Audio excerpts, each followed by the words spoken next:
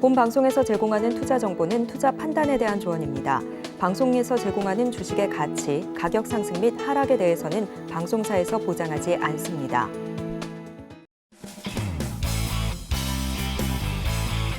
시청자 여러분 안녕하십니까? 깊이 있는 인사이트로 여러분들의 투자를 잘 이끌겠습니다. 저는 강관우입니다.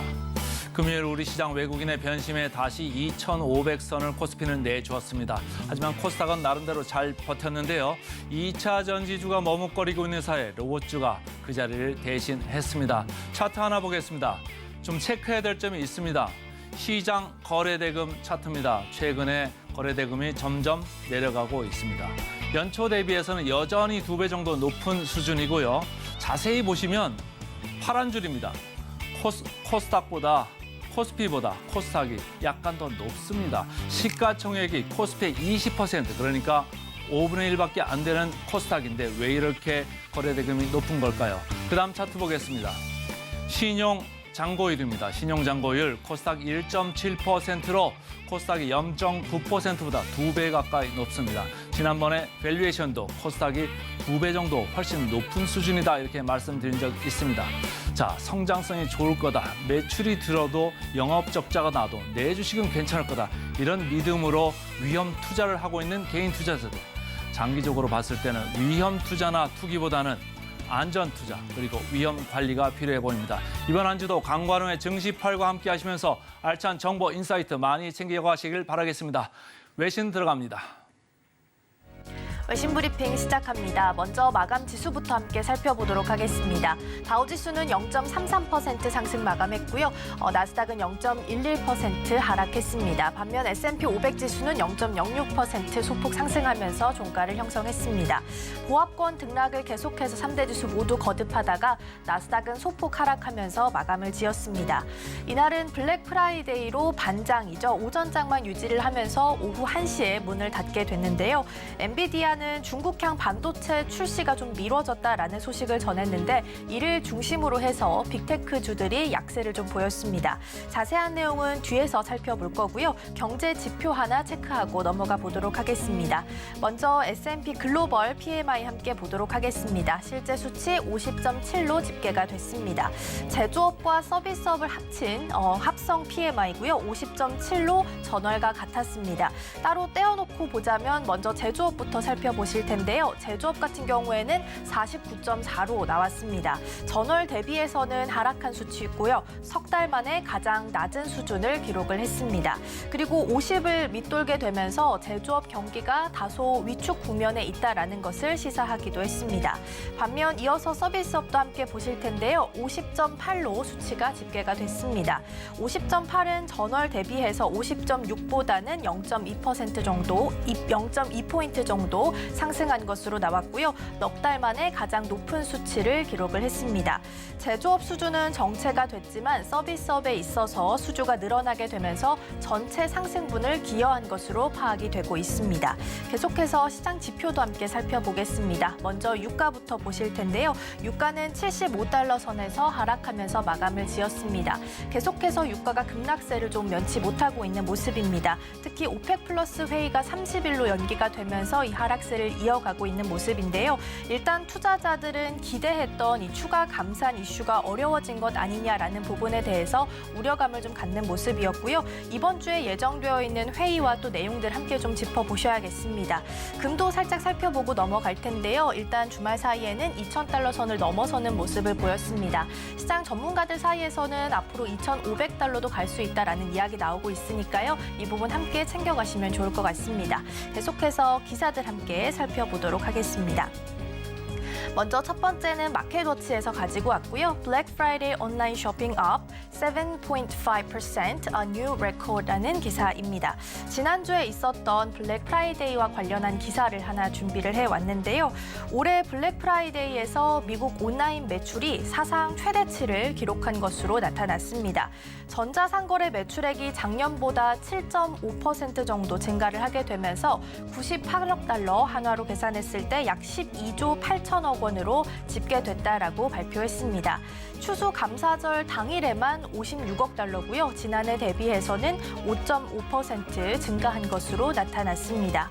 소비 품목을 보면 주로 전자제품 그리고 스마트워치, TV 등의 소비자들은 지갑을 연 것으로 나타났습니다.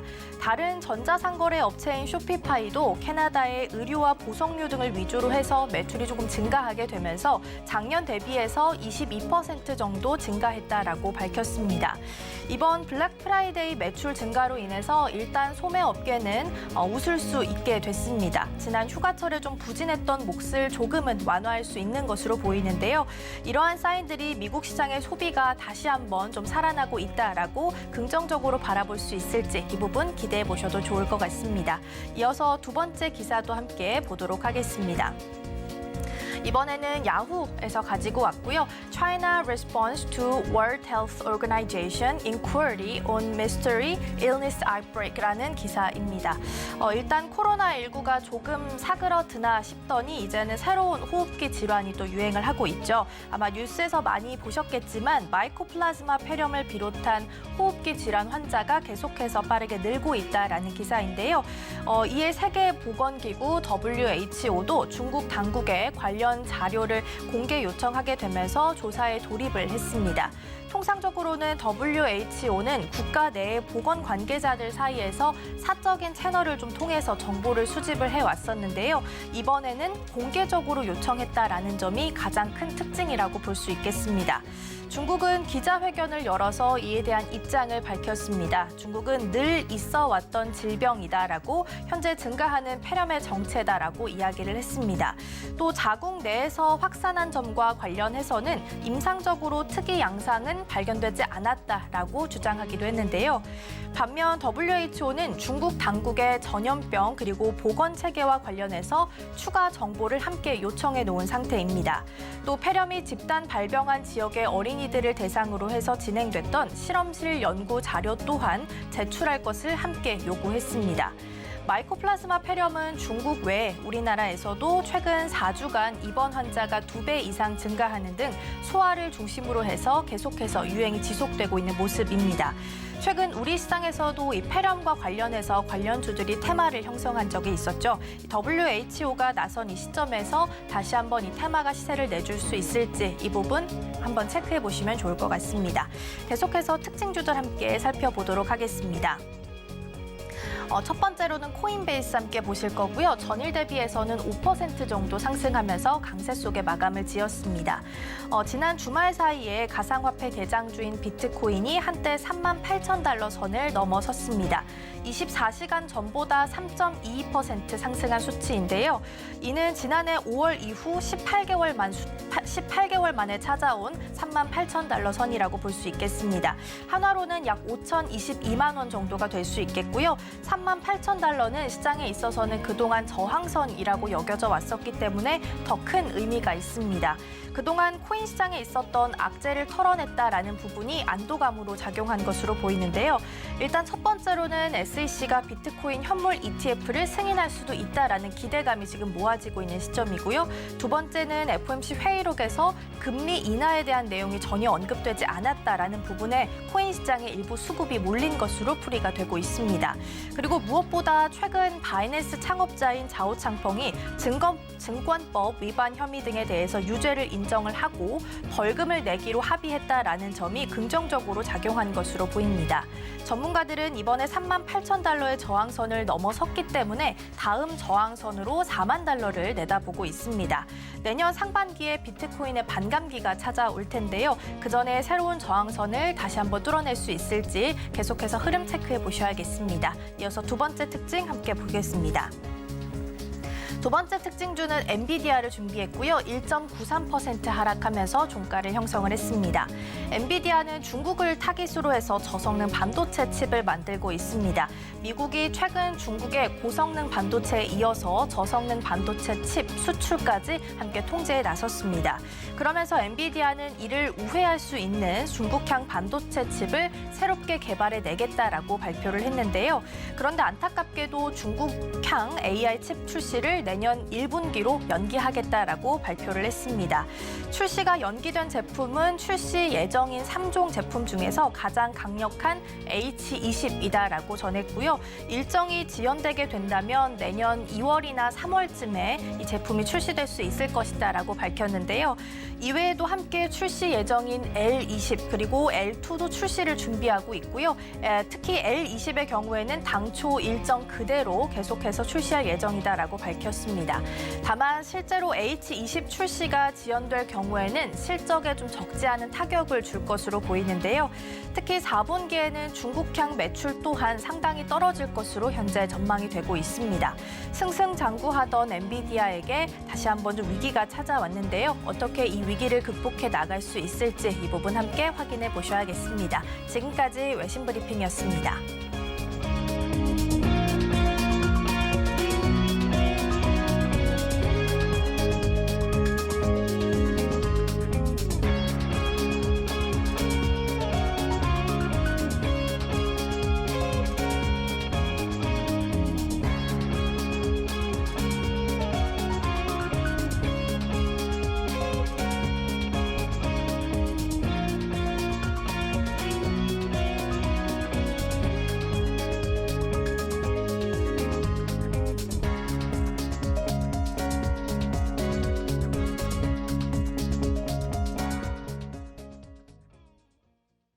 TV 증시 8 조간 브리핑 시간입니다. 서울경제신문에서 발행한 이슈 전해드리는데요. 첫 번째 소식부터 하나하나 지켜보겠습니다. 화면 살펴보시죠.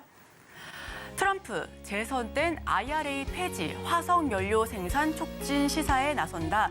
네, 첫 번째 소식으로 가지고 왔습니다. 도널드 트럼프 전 미국 대통령이 내년 선거에 당선이 된다면 이 현재 대통령인 바이든 중심 사업인 인플레이션 감축법, 즉 IRA를 뜯어 고친다라는 소식인데요. 네, 지금 트럼프 전 대통령은 화석연료의 생산을 극대화한다로 방향을 틀었다고 합니다.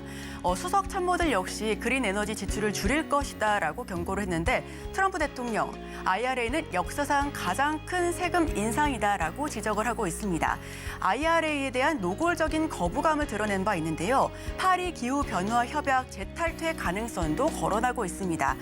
이 부분은 바이든 대통령이 취임 첫날에 협약을 재복귀하면서 다시금 활발한 그런 상황을 연출했었는데 트럼프 대통령이 재선된다라면 이 부분 역시도 다시 한번 고려해 봐야 할 부분으로 꼽히고 있습니다. 자, 환경단체와 산업계의 의견도 살펴보겠습니다. IRA 사실상 식물 상태가 될 것이다라며 우려를 표하고 있습니다. 미국 기후에너지 정책이 완전히 바뀔 것도 전망하고 있는데요. 전기차, 배터리 등 첨단 산업 분야에 투자 확대해온 우리 기업 역시 타격이 불가피해 보입니다. IRA 많이 들어보셨을 것 같습니다. 인플레이션 감축법의 주요 골자가 기후변화에 대응하기 위해 전기 자동차 등 청정 에너지 분야의 보조금과 세제 혜택으로 10년간 약 4,801조 원을 투입하는 것. 자, 그럼 엄청나게 많은 돈이 투입이 된다 보니까 이와 관련된 산업, 전 섹터에서 상승세를 보여왔었겠죠. 다만 트럼프 대통령은 바이든 행정부의 청정 에너지 정책은 휘발유 가격을 급등시키고 미국의 에너지 독립을 해치고 있다라고 공개 비판한 바 있습니다. 현재 풍력 발전에 의존하고 있어 돈이 많이 든다고 에너지 정책 예산을 대폭해서 삭감할 것으로 전망하고 있는데요. 화석 연료 생산을 둘러싼 각종 규제 역시도 폐지하겠다라는 전망을 보이고 있습니다. 자, 그렇다면 조금 더 깊이 있게 살펴보겠습니다. 22일 공개된 미국 에머슨대 여론조사 결과를 살펴보시면 바이든 대통령이 43%, 트럼프 전 대통령은 47%의 지지율을 기록하면서 엎치락뒤치락하는 모습을 보이고 있습니다. 증권업계는 올해 2차 전지 업체들의 실적이 저점을 찍고 내년에 성장폭이 큰 폭으로 발전할 것으로 보여지고 있었는데 글로벌 전기차 수요 둔화 여파로 올 들어 성장세가 부진했었죠. 원자재 가격 안정과 공장 증설 그리고 미국 첨단 제조세 공제 2024년 전기차, 2차 전지 반등 가능성이 높게 보여지고 있습니다. 해당 효과로 인해서. 다만 트럼프 당선 시에 미국 북미 생산량 투자에 올인한 우리 기업들 입장에서는 이 부분이 변수로 작용할 가능성이 높아서 긴장감이 맴돌고 있는데요. 다만 트럼프 전 대통령이 당선이 돼도 IRA 폐기가 당장은 어려울 것으로도 전망이 되고 있습니다. 즉 그린 사업 방향성은 유효하다라는 목소리도 나오고 있지만 이 부분 역시도 뚜껑을 좀 따봐야지 정확하게 알 수 있는 부분이니까요. 함께 살펴보기로 하고요. 지금 트럼프 전 대통령과 바이든 대통령의 정책을 벤 다이어그램을 표현했습니다. SK증권의 리포트고요. 여기서 가장 두드러지는 특징은 트럼프 대통령 강력하게 관세를 부과하겠다는 입장과 전통 에너지에 우호적이다라는 부분이 보여지고 있습니다. 석유, 석탄, 천연가스에 집중하겠다라는 부분, ESG와 친환경에 반대하는 목소리를 내고 있고요. 자, 바이든 대통령은 큰 정부, 친환경, 2차 전지, 전기차, 신재생에너지, ESG와 같은 부분을 골자로 하고 있습니다. 단, 지금 교집합도 보이죠. 반중 스탠스와 자국 우선주의, 인프라 투자, 리쇼어링 이 부분에 조금 더 초점을 맞춰서 내년 투자 방향을 잡아보시는 것도 좋아 보입니다. 자, 그렇다면 다음 화면을 통해서 살펴보실 텐데 SK증권은 정권 수혜주도 주식이다. 기대감으로 움직이는 건 취임 전까지다라는 입장의 리포트를 제시했습니다. 2020년 미국 대선 당시 바이든 후보가 지지율에서 승기를 잡아갈 때 그의 수혜 업종이었던 신재생 에너지와 전기차, 2차 전지가 급등했었는데요. 이 대선 승리 후에 2개월까지만 추가 상승을 보여왔습니다. 이번에도 그 비슷한 흐름이 나올 것으로 보여지고 있고요. 취임 직전부터 오히려 셀온이 나오면서 급락했던 상황 고려해야 할 것으로 보여집니다.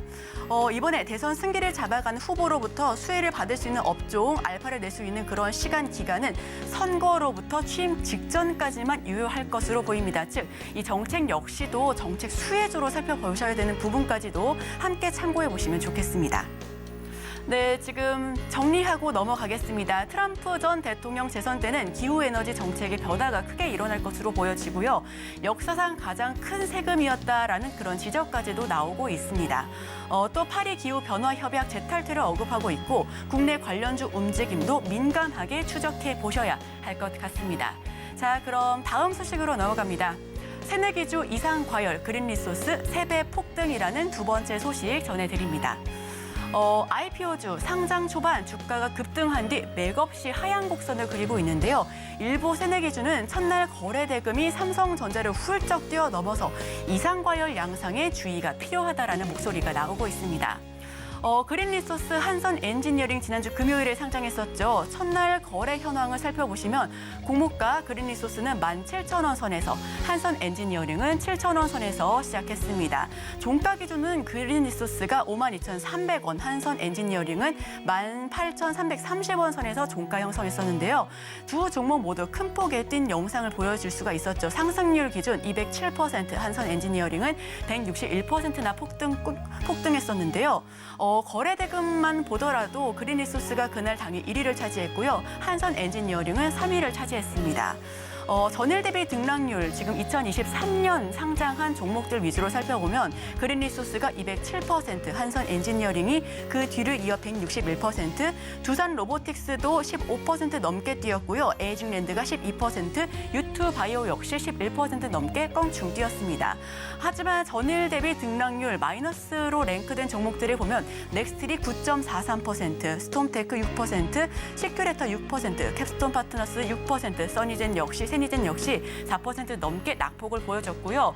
파도 역시도 하락하면서 종가 형성했습니다. 한선 엔지니어링은 계측 장비에 사용되는 밸브 등을 생산해 석유화학조선 반도체 산업에 납품하는 기업이고요. 그린리소스는 반도체와 디스플레이 장비에 활용되는 코팅 소재를 생산해 납품하는 기업입니다. 두 종목 모두 다 상장 첫날에 급등하면서 굉장히 좋은 모습들을 보여줬었는데 FM 가이드에 따르면 올해 들어 이달 15일까지 한국거래소에 상장한 약 60개의 종목 가운데 절반인 30개의 종목의 주가가 공모가를 밑도는 성적을 보였다라고 설명했습니다.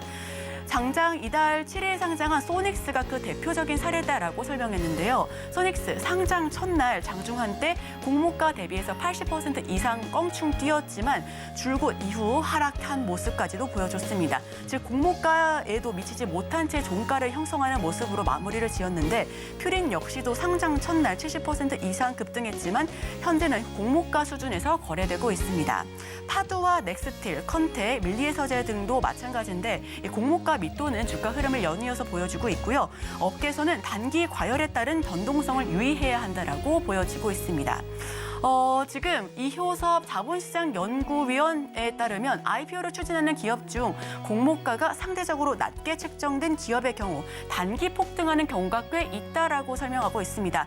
다만 그렇게 되면 상장 당일에 큰 폭등을 보여주고 바로 줄지어서 밑바닥까지 내려가는 모습을 확인할 수가 있으니까 장기적으로 해당 종목을 살펴볼 때 미래 성장 가능성이 높은 기업에 선별 투자해야 한다라며 다시 한번 종목 옥석 가리기의 중요성을 확인한 바 있는데요. 자, 지금 정리하고 또 넘어가겠습니다. 거래대금 1조 원 넘게 증시 전체 1위를 차지했고요. 2배가 넘게 뛴 한선 엔지니어링은 3위에 랭크했습니다. 상장 초반 반짝한 후에 내림세를 보이는 종목들이 늘어가고 있으니까 높은 변동성에 투자자의 주의가 필요하다라는 모습까지도 함께 말씀드리도록 하겠습니다. 이 부분 투자 판단에 참고해 주시기 바랍니다. 자, 세 번째 기사입니다. 리튬, 히토류 배제, 차, 배터리, 탈중국 가속. 네, 세 번째 소식으로 가지고 왔습니다. 중국 의존도를 줄이고 있는 기업들이 많아지고 있습니다. 당장 테슬라만 하더라도 차세대 전기차에 히토류를 사용하지 않을 방침을 보였고요. BMW와 GM, 제규어 랜드로버도 히토류가 필요 없는 모터를 개발 중이거나 완료하겠다라는 소식을 보여왔습니다. 즉, ESM이라고 불리고 있죠. 스웨덴 배터리 제조사인 노스볼트는 리튬을 쓰지 않는 나트륨 이온 배터리를 개발하고 있고 니폰 쇼쿠바이, 일본 화학그룹은 아연 배터리 사용화를 위한 분리막 개발에 총력을 다하고 있습니다. 자, 글로벌 배터리 업체들 중국 의존도를 줄이기 위해 속도를 내고 있습니다. 중국이 독점하고 있는 히토류를 쓰지 않는 전기차 모터 개발에 총력을 가하고 있고요. 리튬이온 배터리를 대체할 아연 나트륨 배터리 개발 중이거나 완료했다라는 소식을 세 번째 소식으로 전해드립니다. 중국의 공급망을 계속 의존할 경우 미중 갈등의 새우등이 터진다라는 부분이 앞으로 지점까지도 계속해서 보여져 왔던 부분이라 미국, 유럽, 일본의 디리스킹, 즉 위험 제거가 본격화되고 있다라는 소식입니다. 지금 일본 화학기업 니폰 쇼쿠바이부터 한번 살펴보겠습니다. 아연 배터리 상용화에 필수적인 분리막, 이르면 내년부터 본격적으로 양산하겠다라는 소식이고요. 현재 전 세계 2차 전지 시장은 에너지 밀도가 높은 리튬이온 배터리가 장악하고 있는 게 지금 현실입니다. 다만 화재 위험이 너무 높고 중국의 리튬 비중이 너무 크다라는 단점도 있기 때문에 이에 아연 배터리가 대체제가 될 수 있다라는 평가가 나오고 있는데요. 다만 여러 번 충전하면 기능이 급속하게 떨어지고 있다라는 치명적인 약점도 존재하기도 합니다. 니폰 쇼쿠바이, 이 문제를 완화할 수 있는 분리막을 개발, 즉 아연은 중국 의존도를 줄일 수 있다라는 장점이 존재하기 때문에 이 부분에 총력을 다해서 개발에 집중하겠다라는 모습이고요. 스웨덴 노스볼트사도 살펴보겠습니다. 유럽 최대의 배터리 제조사로 꼽히고 있죠. 중국 의존도가 높은 리튬, 니켈 등을 쓰지 않는 나트륨 이온 배터리 개발에 큰 진전을 보이고 있습니다. 중동, 아프리카, 인도 등의 에너지 저장 장치, 즉 ESS를 설치해서 수백억 달러의 가치를 창출할 전망이다라는 소식까지도 함께 전해왔는데 이 나트륨 이온 배터리는 리튬 배터리에 비해 저렴하고 안전하지만 다만 에너지 밀도가 낮다라는 단점도 존재합니다. 그러나 이번에 노스볼트는 배터리 출력을 킬로그램당 160kW까지 끌어올려 내년 첫 샘플을 고객에게 인도할 것이다라는 좋은 소식까지도 함께 전해왔습니다. 이 부분까지도 함께 지켜봐 주시면 좋을 것 같고요. 글로벌 추세 살펴보겠습니다. 글로벌 기업들의 이 같은 행보는 안정적인 공급망을 확보하기 위함인데 중국 최근 반도체 배터리 등의 핵심 원자재인 갈륨, 게르마늄, 그리고 흑연 등의 수출을 통제해 왔습니다. 미국은 전기차 배터리에서 중국산 광물의 의존도가 높을 경우 세제 혜택 대상에서 배제하는 인플레이션 감축법을 시행했었고요. 유럽도 이와 유사한 핵심 원자재법을 추진하고 있었는데 글로벌 회사들은 중국 의존도를 낮추기 위해서 앞으로도 계속해서 총력을 다할 것으로 보여집니다. 배터리뿐 아니라 전기차 모터 분야에서도 탈중국 양상이 심화될 것으로 보이니까요. 우리 기업 역시도 이와 발맞춰서 함께 진행해 가야 되는 부분들 체크해 보셔야 할 것 같습니다. 자, 정리하면 일본 니폰 쇼쿠바이 아연 배터리를 시도하고 있고요. 노스볼트사는 나트륨 이온 개발에 진전을 보여주고 있습니다. 테슬라 차세대 차량 중국 광물을 안 쓴다라는 소식과 함께 GM과 BMW도 신규 ESM을 준비하고 있다라는 세 번째 소식 전해드립니다. 자, 마지막 소식은 조금 빠르게 지나가겠습니다. 증시에 오르면 팔자, 산타렐리 힘 빼는 연기금의 소식 마지막 소식으로 전해드립니다. 최근 연기금 코스피 순매매 규모를 살펴보시면요. 지속적으로 팔고 있습니다. 11월 연기금의 순매도 상위 10개 종목을 보면 셀트리온 1,134억 원, 삼성전자 453억 원, 포스코홀딩스 452억 원 계속해서 팔자세를 보이고 있는 종목들이 두드러지고 있고요. 자, 그렇다면 지금 코스피 코스닥 지난주 금요일장 0.73%, 0.12% 양 시장이 좀 마이너스권에서 종가 형성하기도 했습니다. 과거 연기금은 글로벌 금융위기 당시 등이나 유럽 재정위기 등에서 시장이 부진에 빠질 때마다 대량 순매수세를 보여주면서 증시의 안전판, 즉 구원투수 역할을 해왔는데요. 이 최근 흐름은 조금 다릅니다. 증시의 자금줄 역할보다는 수익률 관리에 치중하고 있는 모습이고 연말 증시 부양에 나선 정부와는 엇박자를 보여주고 있다라는데 연기금, 지난 11월 한 달간 유가증권 시장에서 총 356억 원을 순매도했습니다. 정부가 공매도 조치를 내린 이후부터 코스피가 조금이라도 오르면 바로 차익 실현을 보였는데 연기금이 올해 들어서 24일까지 판 유가증권 시장 주식 대금만 총 3조 원이 넘어가고 있고요. 실제로 국민연금 기금 운용은 지난해 사상 최악인 8%가 넘는 손실을 기록했습니다. 80조 원에 가까운 돈을 날렸다라는 비판을 받고 있고 업계에서는 공매도 금지 이후 외국인의 자금 이탈이 우려되는 상황에서 이 연기금까지 주식 매수에 미온적이라 지금 연말까지 증시 변동성이 확대할 가능성이 높다라는 부분까지도 함께 지적하고 있습니다. 자, 그렇다면 저희는 바로 이어서 오늘의 일면을 통해서 전문가 의견까지도 들어보겠습니다.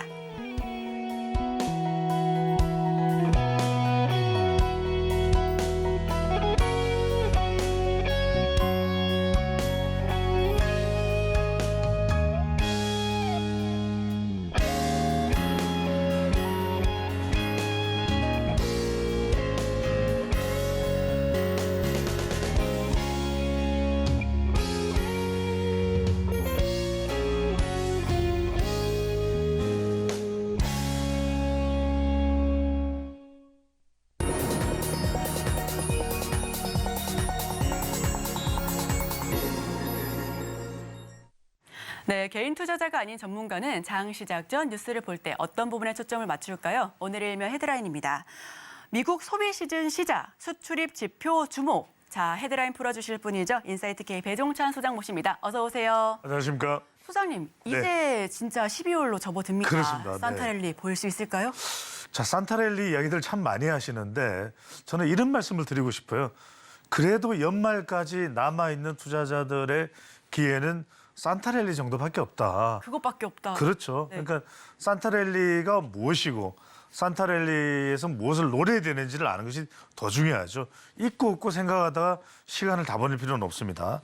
지금 미국의 연말 소비 시즌이 이제 본격적으로 시작됐습니다. 땡스기빙 데이도 있고 추수감사절도 있고 크리스마스 시즌까지 이제 연결이 됩니다. 그래서 미국이 그래도 연말에 소비를 많이 하는, 그러니까 우리가 연중 4개의 분기로 나눠보면 그래도 4분기에 제일 소비를 많이 해요. 원래 여름에 휴가철에 많이 할 거라고 생각하는데 연말에 그래도 많이 연말에 송년회다 뭐다 이렇게 하면서 돈을 쓰게 되는 그런 시즌이게 됩니다.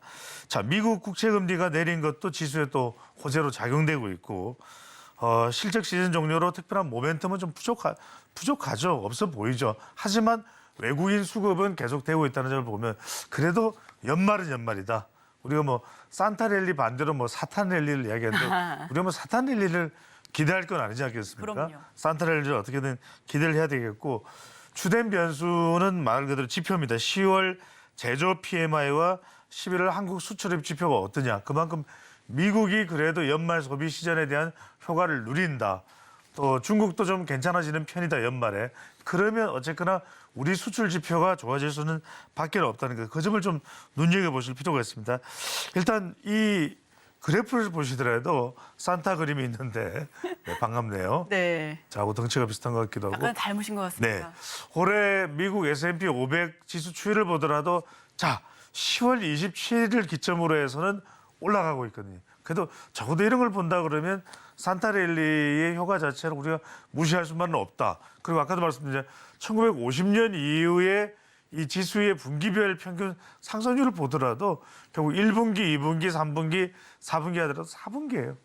보통 우리가 이제 주식시장이 3분기에 좀 주춤하고 4분기에 10월, 11월, 12월 살아난다고 하기 때문에 12월에 대한 기대를 좀 해보셔도 좋지 않을까라는 생각을 해보고요. 결과적으로는 어떤 식으로 이제 그렇다면 우리가 이 산타랠리 시장을 좀 주목해봐야 될까? 이 부분이 더 중요한 거 아니겠습니까?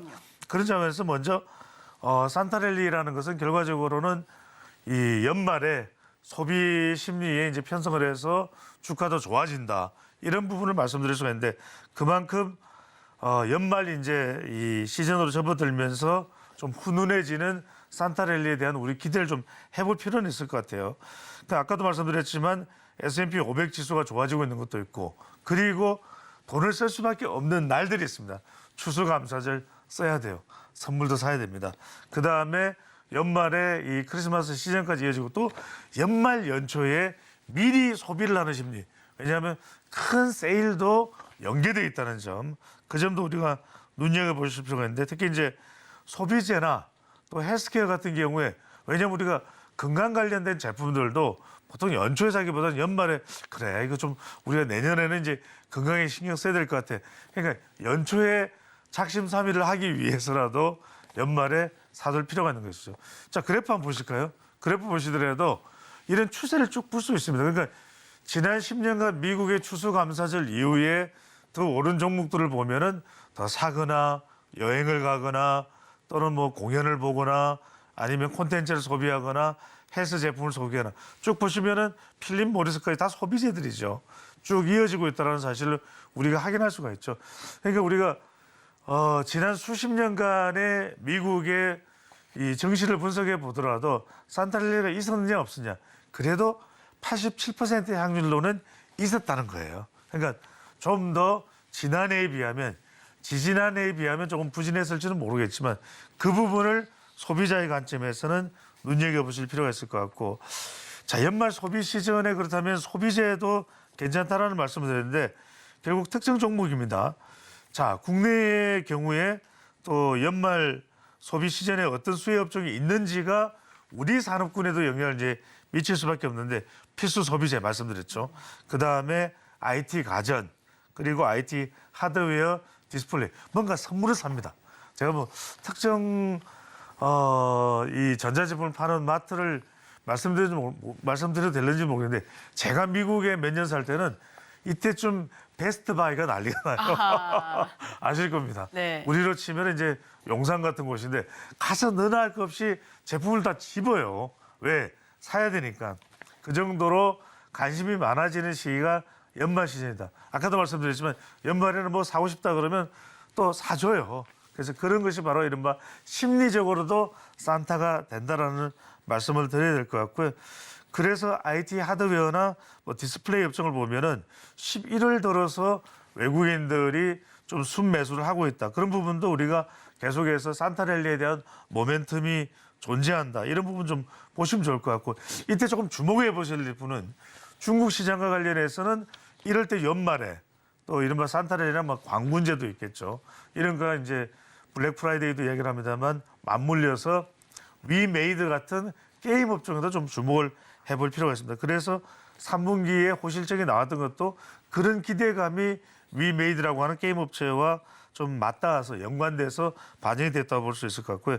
관심 둬야 될 업종으로는 반도체, 뭐 제품과 관련되니까 자동차 한 대 좀 사겠죠. 은행, 항공우주, 방산도 좀 괜찮다라고 보셔도 좋을 듯합니다. 네, 변수가 남아있긴 하지만 그래도 산타랠리에 대해서 기본적으로 기대감은 물려오고 있는 것 같습니다. 저희 소장님께 저도 하나 뭐 좀 해달라고 쫄라봐야 될 것 같아요. 네, 그렇다면 바로 이제 투자 섹터와 종목 이야기로 들어가 볼게요. 자, 여기서 우리가 한번 눈여겨봐야 될 부분은 소비재입니다. 일단 소비재 그럼 많은 분들이 생각하는 것이 뭐 화장품도 있을 테고 어떤 제품을 사는 것이기 때문에 화장품 또 그 외에 편의점 이쪽 생각들을 많이 합니다. 음식료품도 해당될 수가 있을 거예요. 오늘 제가 소개해드리려고 하는 회사는 우리에게는 GS25로 많이 알려져 있는 GS 리테일입니다. 근데 GS 리테일이 편의점 사업만 하진 않아요.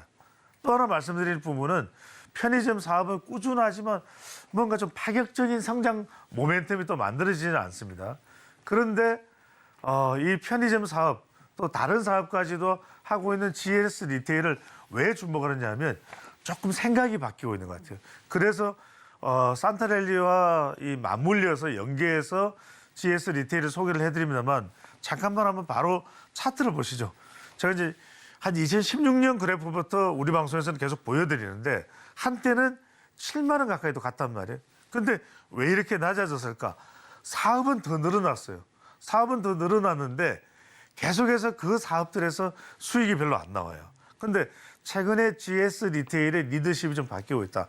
잘 안 되는 건 과감히 포기하자. 대신에 잘 되는 것을 좀 더 파격적으로 육성을 하자. 이런 상황이 나오는데 그래서 좀 더 스마트하게 움직입니다. 그래서 GS 리테일이 충남과 충청남도와 연결을 해서 그런 농산물이나 이런 것들을 적극적으로 GS25 편의점에서 판매를 하겠다는데 상당히 이 부분이 다양하고 잘만 된다면 한 9천억 정도까지도 확장되는 그런 파생 수익이 가능하다고 그럽니다.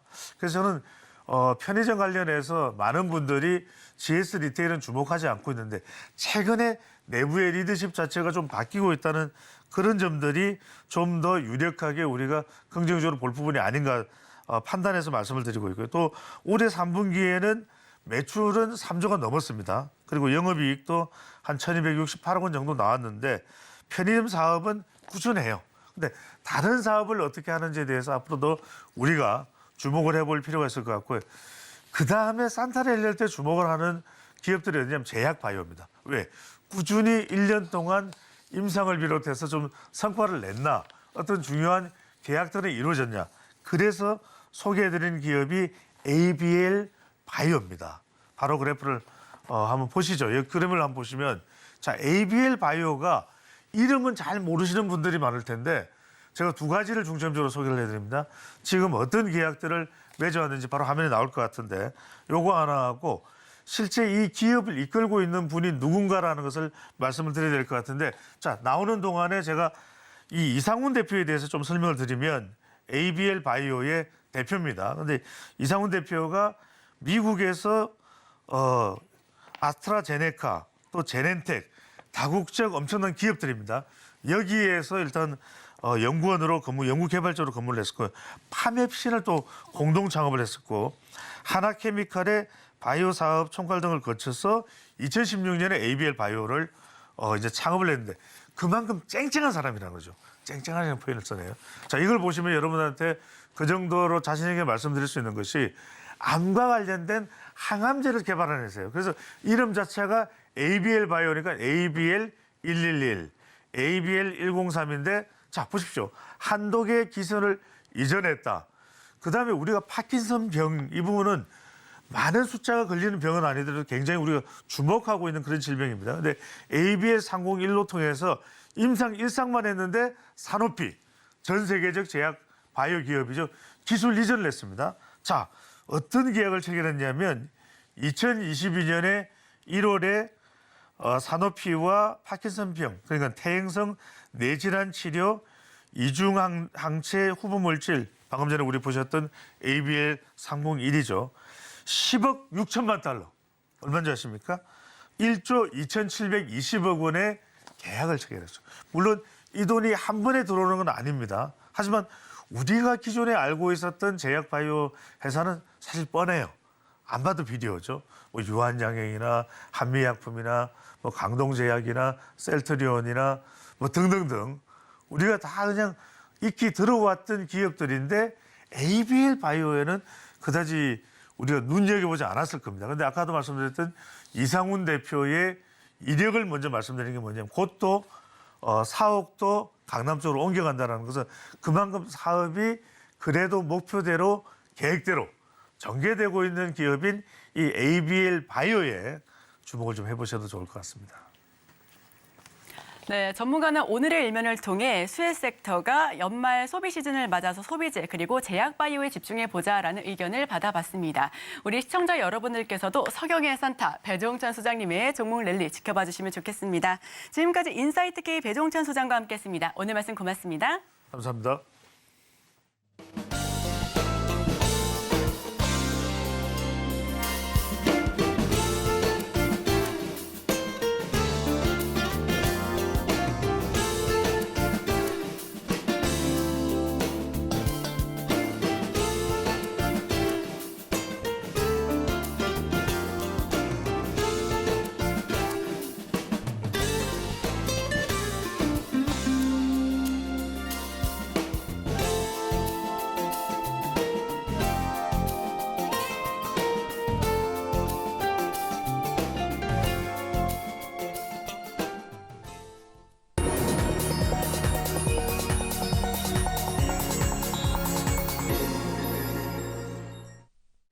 월요일 아침 8시 반입니다. 매일 아침 8시 반 저희 서울경제TV에서 센티멘탈 대 펀더멘탈 매일같이 두 종목씩 말씀드리고 있습니다. 오늘도 출발하겠습니다. 오늘 센티멘탈로는 오랜만이죠. 두산 에너빌리티, 펀더멘탈로 효성 TNC 이렇게 두 종목 되겠습니다. 센티멘탈 주식 두산 에너빌리티 차트를 보시면 원전주가 뭐 강한 반등세는 아닙니다만은 고개를 약간 이렇게 들고 있습니다. 그래서 제 레이더에 걸렸다. 지난 금요일 날 보니까 뭐 여러 군데에서 관심이 있는 것 같더라고요. 원전주가 이렇게 뭐 관심 있는 거는 뭐 윤석열 대통령이 런던 가가지고 뭐 한 것도 있습니다만은 전체적으로 이제 워스트 그러니까 최악의 경우가 이제 지나갈 거다 이렇게 보는 거죠. 아직 최악이 오지 않았을 수도 있는 겁니다. 왜냐하면 지금 증선위에서 그 분식회계 관련되는 걸 결론을 내야 되는데 아직 결론을 내기 전이죠. 근데 이 결론이 좀 나고 나면 뭔가 불확실성이 좀 해소되는 거 아니냐. 그런 다음에는 이제 뭐 체코나 폴란드 관련돼서 원전 얘기나 미국하고 이제 초도발주 얘기가 지금 계속 진행되고 있는 이런 SMR, 소형 모듈 원전이죠. 이쪽에 관련되는 뉴스들이 다시 펀더멘탈 쪽으로 좀 부각이 되면서 원전주가 좀 부각될 거 아니냐 이런 얘기고 트럼프가 다시 된다고 하면은 아무래도 이제 신재생 이쪽보다는 기존의 전통적인 뭐 화력이 됐다든지 원전이 됐다든지 이쪽으로 갈 수 있는 가능성이 있는 거 아니냐 이런 생각을 하면서 먼저 고개를 약간 들고 있다 이렇게 보시면 되겠습니다. 메리츠 증권입니다. 이 회사는 제가 파란 글씨로 이렇게 써놨습니다만은 소음이 좀 있다 이렇게 얘기를 하고 있어요. 근데 소음이 있기는 하지만 매수 신호가 지금 잡히고 있다 이런 얘기예요. 아까 말씀드린 분식 회계 이슈 아직 결론은 안 났죠. 결과를 좀 보시면 될 것 같고 원래는 뭐 11월 말 정도로 지금 얘기를 했습니다만 언제 날지는 아직 모르겠어요. 근데 어쨌든 요거 결과가 좀 터닝 포인트가 될 수 있을 것 같다 이런 얘기고 24년에 아직 2발 남았다 이런 얘기냐면 무슨 얘기냐면 수주를 하는 얘기예요. SMR 쪽도 뭐 한 7천억 규모 정도로 지금 나올 수 있고 이거 말고도 다른 쪽에서 한 2조 5천에서 3조 정도 추가적으로 지금 나올 수 있다 이런 얘기를 하는 거예요. 지금 3분기까지 해서 그 두산 에너빌리티는 전체 금년 수주 목표 한 70에서 75% 이 정도를 했거든요. 그러니까 나머지 한 2조 5천에서 3조 정도를 한다고 보면 금년 이제 수주 목표를 다 채운다 이렇게 이제 보는 건데 특히 SMR 같은 경우는 이제 상징적인 의미가 있다 이렇게 보는 거예요. 그래서 여기 두 발 중에 한 발은 미국에서 이제 나올 수도 있는 SMR 이게 막바지인 것 같은데 언제 뭐 11월 지금 말입니다만은 12월 중으로 나올 수도 있다 이런 생각을 좀 깔고 가는 거죠. 그리고 총선 이전에도 불쏘시개 역할을 할 게 좀 있다 이런 얘기예요. 그래서 그 기본적으로 11차 정기 원안에 들어가는 이제 신규 원전들 이런 얘기도 있고 체코 얘기도 있고 폴란드 얘기도 있고 그렇죠. 그래서 폴란드 쪽이 조금 크죠. 뭐 체코 얘기도 좀 있습니다만 전체적으로 한쪽에서 3조, 한쪽에서 뭐 한 1조 내외로 뭐 0.5조에서 1.5조 왔다 갔다 지금 하고는 있습니다만 전체적으로 큰 규모로 봤을 때는 4조 5천 정도를 체코, 폴란드에서 내년에 좀 좋은 얘기가 나올 수 있다 이런 얘기고 특히 이제 체코 같은 데는 하나를 따면 그 다음에 추가로 원전을 뭐 한 3기 정도는 더 낼 수 있다 이런 얘기를 이제 체코에서 한 바가 있습니다. 그렇기 때문에 이쪽에 거는 모멘텀이 있을 거다. 24년은 조금 달라질 거다. 이런 얘기를 하는 겁니다. NH투자증권입니다. NH투자증권 오래 기다렸다 이런 얘기를 해요. 방금 말씀드린 요 체코나 폴란드에서 원전 수주 기다려 여기도 얘기를 하는 거고 미국 쪽에서 동맹국 중심으로 지금 소형 모듈 원전을 초도 진행을 하고 있습니다. 미국이 사실은 최근에 온쇼어 전략이나 해가지고 미국 내로 공장들이 많이 들어오고 있습니다만은 사실은 제조 부분에서는 취약한 그런 나라잖아요. 그래서 우리나라나 일본 이런 그 우방국, 동맹국하고 조금 그 제조 동맹을 좀 하면서 원전 수주를 이제 많이 하려고 하는 건데 이 두산 에너빌리티 같은 데도 한수원이나 뭐 미국의 웨스팅하우스는 소송권이 약간은 뭐 아직도 그 있습니다만은 여기 관련되는 거하고 그다음에 뭐 SMR 관련돼서 미국의 업체들이 있죠. 엑스에너지나 뭐 이런 데가 있습니다. 그래서 뉴스케일 같은 데도 있고. 그래서 이런 데하고 동맹을 기본으로 해가지고 이쪽은 이제 제조를 싼 값에 좋은 기술력으로 잘 할 수 있으니까 말이죠. 그러니까 서로 동맹하면서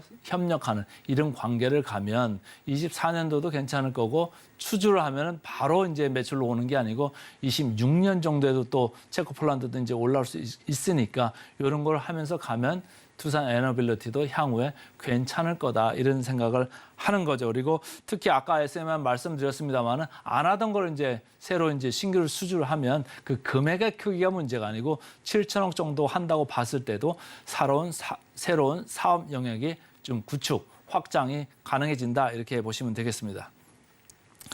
차트입니다. 차트가 그렇게 급격하게 이렇게 올라온 차트는 아니죠. 근데 어쨌든 고개를 지금 들려고 하고 있는데 누가 사나 봤더니 외국인들이 주로 사고 있더라고요. 뭐 기관이 이제 매수에 가담을 했습니다만은 외국인들이 최근에 매수를 주도하고 있다. 근데 이게 진성 매수인지 아닌지는 조금 지켜봐야 됩니다만은 왜냐? 제가 의심을 갖고 보는 거는 이거죠. 공매도 잔고율이 1.8%인데 이게 9월 달부터 급격히 이렇게 올랐었죠. 공매도 상당히 오르면서 주가는 어땠습니까? 주가는 오히려 반대로 내렸습니다. 공매도가 오르니까 주가는 반대 흐름을 탔던 거죠. 그런데 최근에 공매도 흐름을 보면 쭉 이렇게 내려가고 있습니다. 이게 외국인의 매수로 지금 보이는 이런 걸 수도 있습니다. 그렇기 때문에 공매 환수하는 건지 외국인이 진성으로 사들어오는 건지는 좀 더 봐야 됩니다만은 얼마 흐르면 또 공매 잔고율이 숫자가 잡히겠죠. 그걸 보면 더 확실해질 것 같습니다. 역사적 밸류밴드 보겠습니다.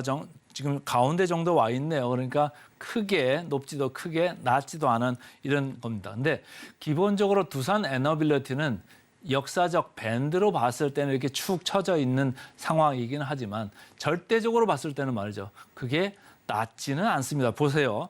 22.9배잖아요.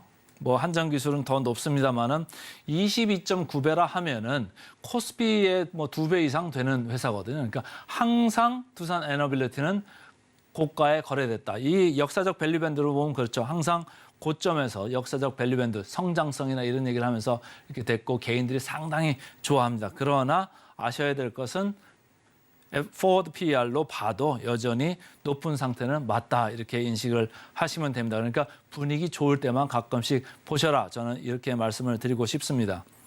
자, 목표 주가 대비 괴리를 보겠습니다. 두산 에너빌리티 40% 정도 남아있네요. 그래서 최근에 고개 들고 있는 센티멘탈 주식 두산 에너빌리티부터 말씀을 드렸습니다.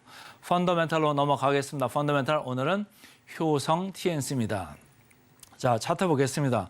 최근에 의류주 보면은 지수가 내려올 때 의류주가 가치주로서 조금 역할을 했습니다. 그래서 좀 고개를 들었다가 최근에 2,400선에서 2,500선 넘어가서 조금 고개를 들다 보니까 차익 실현이 많이 나왔죠. 그래서 의류주는 이렇게 고개를 내리고 있는 반면에 효성 TNC는 스판덱스를 많이 하는 업체입니다. 스판덱스가 중국에서 수요가 아주 좋은 것 같아요. 수출이 급증을 하고 있어요. 지난 9월 통계를 봐도 그렇고요. 반면에 중국 내에서 밖으로 수출하는 물량은 적습니다. 그러니까 중국 내에 수요가 상당히 강하다 이렇게 보시면 되고 원자재 가격은 내려가고 있는데 스판덱스 가격은 올라가고 있어요. 그럼 어떻게 됩니까? 둘 간의 스프레드. 그러니까 마진이 훨씬 좋아지는 겁니다. 효성 TNC 같은데 가장 좋은 얘기고 캐파 증설 새로 늘어나는 게 그렇게 많지가 않다. 그러니까 이 스프레드가 올라가는 개선 그런 분위기가 이어질 수 있다. 24년에도 이렇게 보시면 되겠죠. NH투자증권은 최선을 주를 유지를 하고 있습니다. 그래서 목표 주가를 52만 원으로 상향을 했고요. 그래서 24년에도 업황 회복이 본격화될 거다. 요거 하나 보시죠. 요 회색으로 된 게 이게 스판덱스 스프레드인데요. 이게 계속 이렇게 상향되고 있습니다. 마진이 올라가고 있다. 이렇게 읽으시면 되고요. 흥국증권에서는 제목을 재밌게 잡았습니다. 쨍하고 해뜰 날 온다 24년에. 그래서 석화업종에서는 유일하게 가동률이 회복되고 있는 회사다. 이렇게 얘기하고 있습니다. 자, 차트 보겠습니다. 차트를 봤더니 외국인 기관 쌍끌이를 매수하고 있습니다. 이렇게 올라왔는데도 안 무너지고 계속 버티면서 고개를 들고 있다. 계속 좋게 보셔도 좋을 것 같고요.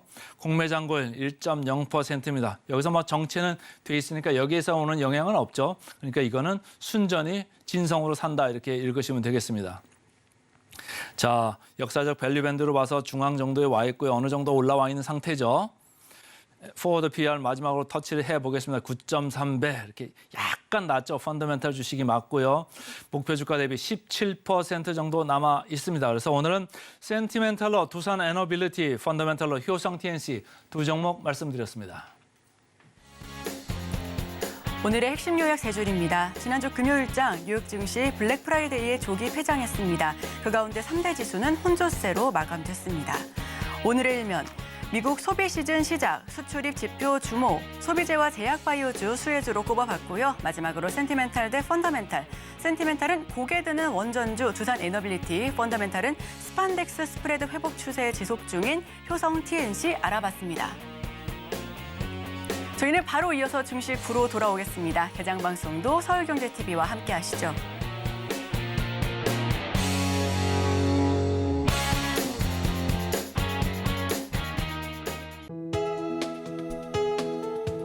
본 방송에서 제공하는 투자 정보는 투자 판단에 대한 조언입니다. 방송에서 제공하는 주식의 가치, 가격 상승 및 하락에 대해서는 방송사에서 보장하지 않습니다.